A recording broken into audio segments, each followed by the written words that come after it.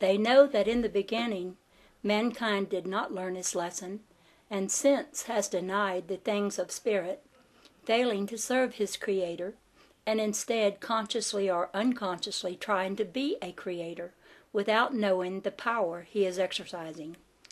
They stress that we do not understand the nature of the Creator, and that we lack this understanding because of the shackles of tradition and belief which we must cast off, and in place establish spiritual freedom. It is most important that we become aware of the God-like potentials within ourselves. Man walking in darkness needs guidance and counsel through the time of trouble. The tremendous upheaval and disorder is fast approaching, in which man will be hopeless in his own power. The Bible tells us Satan will be loosed for a little while before being bound. In a short while he will be loosed upon the face of the earth, and great calamities will befall man that will bring him to the point where no longer will the material have value to him.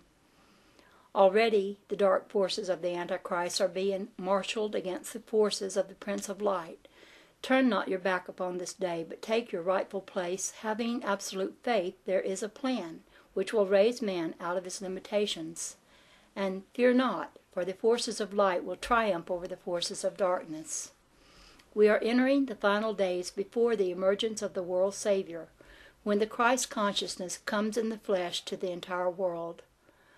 Only when all people in the world are brought into oneness of purpose will the Christ kingdom manifest in the world, and mankind know the beauty of peace and brotherhood. Yes, dear readers, I know it seems very hard that mankind must pass through chaos. Yet we must remember that God gave man the power to manifest that which he wishes. And so he was not compelled to do it, but did so by his own actions.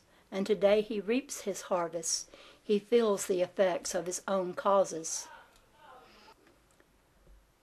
Throughout the long ages, man as a mass has futilely struggled against the force of negation. But passing along the road of darkness, he enters that path from which he sprang.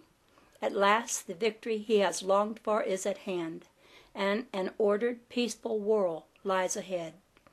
I leave with you the following verse from Romans. Be not conformed to this world, but be ye transformed by the renewing of your mind, that you may prove what is that good and acceptable will of God. And the thesis that Kelvin chose for this book is, this was taught to him by the Space Brothers, accept thy brother and sister from the land. The Creator will give thy hand. Learn thyself from the heart. The Creator will do thy part. You will then know nature and become free.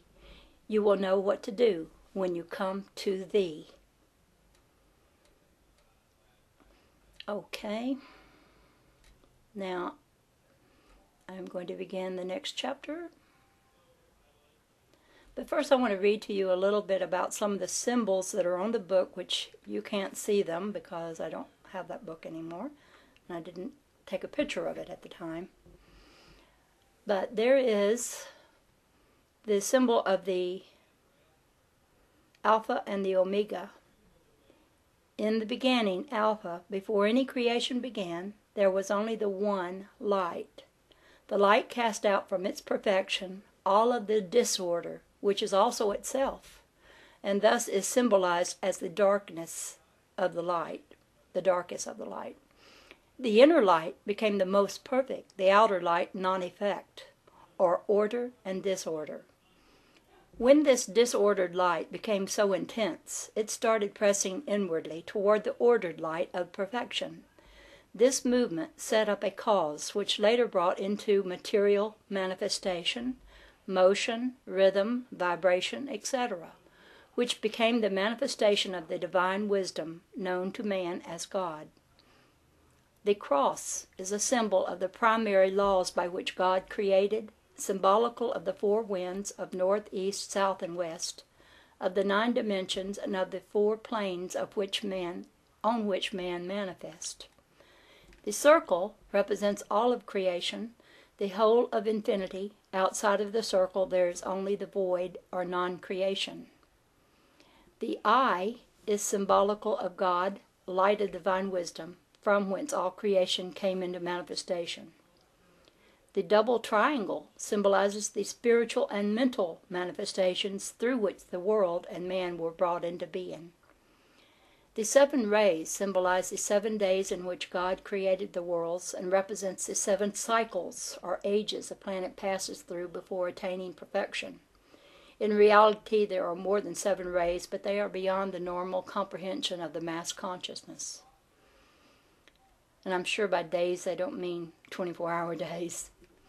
The new age our planet has now entered is symbolized by the rising sun. Man in this new age is confused and must decide which of the 2 paths he will travel, the right-hand path or the left-hand path. If he chooses the right path, he shall walk through the archway that leads step by step to the portico of the temple of the holy city. If he chooses the wrong path, he will become chained to the negation of his own making. Man, having been imbued with the spark of divine wisdom, can, by his own will, break the chain that holds him a prisoner to this negation. It is said that in the beginning the atom, or soul unit, which is man, was created equal. What man is today is of his own creation, and equality has ceased to be.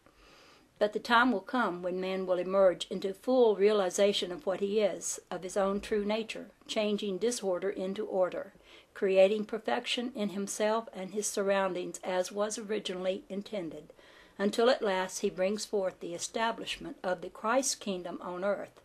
For this planet and many like it are all moving toward that state in which the manifestations of consciousness on them will be linked in oneness and harmony throughout the divine wisdom and power called God. In the end, Omega, man will have reached his goal, oneness with the Creator. He will have returned from whence he came. Now, I'm just now at chapter 1. The Awakening. A new age has dawned, and there is an awakening throughout the world. The earth is presently undergoing a new initiation, a period in which all things are to become new.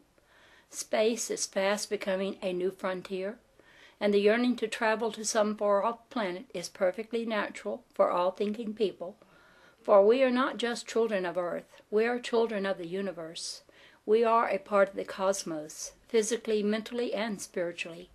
Yet we have been quite unaware of this fact, never giving it a serious thought, being limited in a knowledge of the whole. Uncounted millions of people throughout the world living their superficial lives, going about their daily tasks, seldom step out into the night and pause for even a moment to lift their eyes and fill with reverential contemplation or thrill with inexpressible wonder at the glory of the heavens. Because of our beliefs, the Creator and His vast realms are little understood. They have merely been taken for granted. In our false concepts of life and the universe, we have selfishly held, though not admittedly, that the stars, the sun, and the moon all shine for us alone. Our understanding has been so narrow, our understanding of ourselves so little, that when confronted with the possibility of life like ours existing on any other planet, we have raised our voice in derision, crying out, "No one lives but us." Poor, puny little human beings, living in bondage to, and dwell in darkness on, a speck of dust.